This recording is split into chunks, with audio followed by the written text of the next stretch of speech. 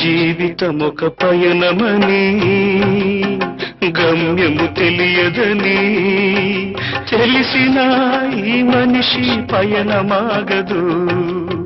జననం ధర్మమని మరణం కర్మమని తెలిసిన జనన మరణ చక్రమాగదు.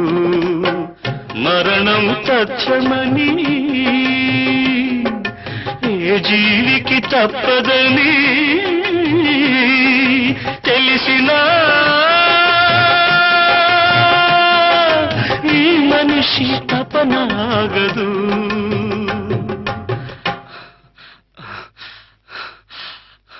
ఈ బ్రతుకు తపనాగదు. ఆగదు ఏ నిమిషము నీ కోసము, ఆగితే సాగదు ఈ లోకము.